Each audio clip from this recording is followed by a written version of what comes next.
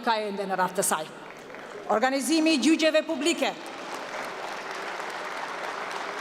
Organizimi i gjyqeve publike me thirrje gati bolshevike, madje më përtej, me skena që të kujtojnë amfiteatrot e vjetër, ku qytetarët në tribunë presin vetëm gishtin e ulur të liderit për vrasjen në Mejdan, të kujtojnë kohë të errta nga të cilat kishim menduar se kemi shpëtuar.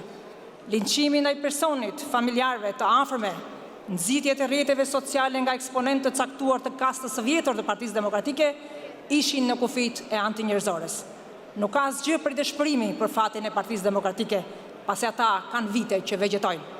Nuk është dëshpërim, se dëshpërimi të bën njerëzor, por një urrejtje që nuk do ta kisha besuar, po të mos e kisha njohur dhe prekur vetë. Deri ku shkon demokrati? Deri ku shkon njeriu?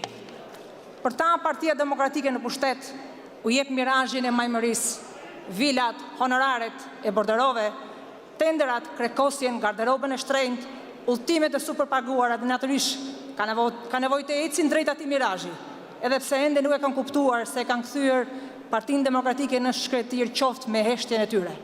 Janë ata që qysh për vitin 2013, kur PD doli në opozit, nuk bën asnjë ditë opozit. Përkundrazi, nuk kanë lënë rast nga takimet me ambasadat për t'i bindur për mungesën e leadershipit, kur vetë ishin pjesë e këtij leadershipi. Në këtë rast, nuk kanë lënë rast fshehur ose hapur për të përfshirë në anatemimin ndër më të egrit në historinë e politikës 30-vjeçare që qeveria i bënte leadershipit ton, madje disa edhe flirtuan me pushtetin, duke dëmtuar rënd kauzën e opozitës. A është ky demokrati? Ata mbase me gjithë drejtën e tyre dhe lirinë e tyre kanë gjithë drejtën e tyre të kërkojnë që PD të përmirësohet. Edhe të kërkojnë dorëheqjen e Zotit Basha. Por çështja është se nuk zgjodhen rrugë demokratike ta bënin këtë as kohën as vendin. Duke shmangur detyrën për të përshpejtuar mbylljen e tranzicionit të gjatë shqiptar, ata e sollën Partinë Demokratike në një tranzicion të ri, të cilit jemi të detyruar t'i japim fund bashkë sot. Partia është shtre e madhe, është shtëpi, është familje, dhe ajo nuk përdoret vetëm për të pasuruar, për privilegje dhe për të krekosur, dhe pastaj të braktisësh e të mos japësh kurrë llogari, madje duke kërkuar prej saj të mbolojë me gjethe fiku zullumin tënd. Partia Demokratike duhet të ndahet sot përfundimisht nga kjo mënyrë të bërit politik. Politika është shërbim, jo pasurim. Kush përfshihet në privilegjet e pushtetit dhe postit, duhet të ketë detyrimin të jap edhe llogari për gabimet e shkaktuara.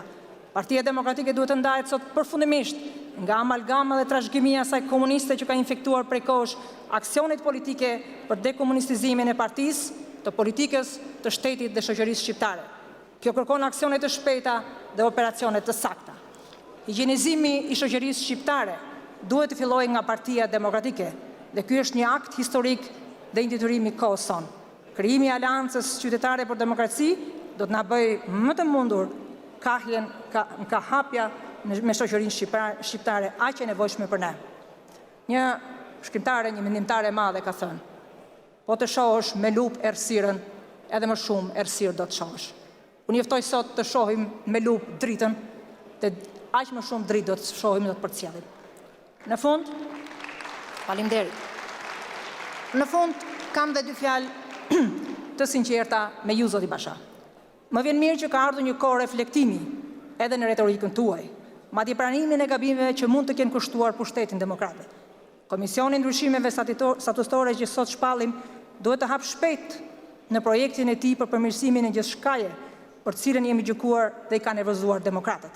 Ta bëjmë Partinë Demokratike vërtet demokratike dhe të krijojmë mundësinë të qarkullojmë elitat, të japim me dije të rinjve që aspirojnë politikë se ne jemi streha e tyre, t'i ftojmë, t'i promovojmë, t'i mbështesim dhe të duartrokasim arritjet e tyre. Ta amnistojmë çdo keq kuptim të sotëm me një pjesë të rinjë son që kemi jashtë kësaj salle. Ne nuk e kemi luksin t'i humbim të rinjt që janë zemra dhe nervi i Partisë Demokratike. Unë e kuptoj hendekun që na është krijuar me bazën muajit të fundit, dhe kjo është e kuptueshme, madje edhe ju keni bërë shpjegimet tuaja për këtë. Por nga nesër, zoti Basha, ju duhet të ktheheni më shpesh dhe më bindshëm te demokratët. Ata janë duke ju pritur, dhe nëse janë duke ju pritur për t'ia thënë në sy dëshpërimin e tyre, duhet ta pranoni dhe të mbani shënime për shqetësimet e tyre. Dhe kjo gjë, pra, afrimi edhe më shumë te baza, nuk është qasje liberale, as konservatore. Ajo është thjesht një qasje njerëzore. Jo vetëm kaq, por si rishtaren politik si njëri që ka qenë thelbësisht kritike ndaj politikës shqiptare për 30 vite, do t'ju kërkoja të ndryshonit, të gjenit një X faktor në këtë botë të madhe që ka në substancë ndryshimin, të ndroni mbas e lëkur, pa e them në kuptimin figurativ. Në politikën shqiptare është krijuar klisheja se një politikan hyni mirë dhe deli keq.